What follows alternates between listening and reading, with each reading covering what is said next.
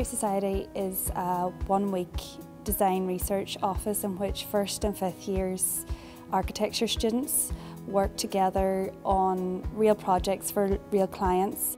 What's good about Street Society is that the first years and fifth year architecture students working together haven't necessarily met, so they're put into this situation that reflects real life practice and faced with challenges in which they have to overcome.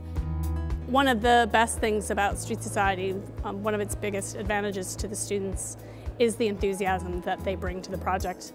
I think in the beginning of the week they're quite afraid that they have so much work to do, and they're amazed at how much they're able to do, particularly in collaboration with people who they don't know very well and people who have very different skill levels. And that's fantastic. I think the other thing is that we start to build a relationship with the community, and that's really advantageous, both to the students and to the university too, which is great. The best thing about Street Society was working with the real client and also working with the fifth year students, because they had such a panoramic view over the design process. For me, it was working with a group of new people. I got to work with a lot of first years, and so yeah, got to work with a lot of fresh minds and fresh eyes, and it was refreshing. I found working with a real client really interesting. It's been interesting getting out into the real world and doing a project that isn't so hypothetical and that you know might be of use to someone in the future. I think it was great to be able to work with people who weren't architects as such, to get to produce like drawings and models that had to express our ideas to them was a challenge, but it was good to try and like work with them and in a different kind of sense. So the clients were really impressed with what the students produced and the extent of work, and this is about building relationships. The students often will end up maybe working for those clients in future.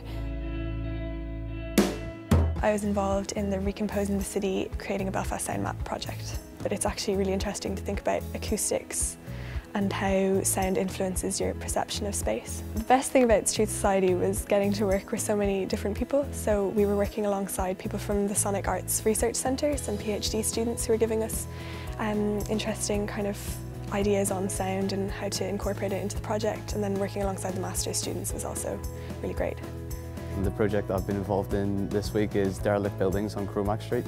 I think in this particular project, the fact that the members of St George's Market want to expand up into the area that we're investigating, sort of there's an underlying interest already in the area, and the sort of reasoning behind that is they want to start creating and giving opportunities back to the community.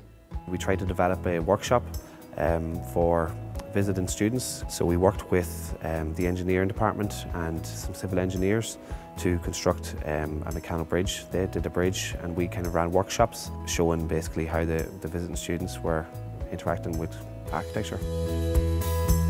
The things that are challenging about it are also the things that are most advantageous to it as a program. It's getting students out of the studio and into real climates in real time with real clients. And that means that there's a lot of trust that has to be involved between the clients and students, and also between people who aren't maybe necessarily used to teaching that way. That's quite an unconventional way of teaching architecture. So that's been quite challenging, but it's also the thing that makes it so much fun. I'm the person who initiated Street Society 5 years ago in the school. Street Society is what we would call a live project. So it's definitely an extension of the potential of what a university can do. The most enjoyable thing was definitely the presentations and seeing all the hard work, models, drawings, and the feedback from the clients. Community heritage projects like mine, which don't have big consultancy budgets but need resources like this to create those conversations. So we'll certainly be using the material. All in all, it is a really fun experience, as well as being really valuable from an educational perspective. I think it's such an interesting kind of project. I could see this kind of project working so well in other schools and other faculties.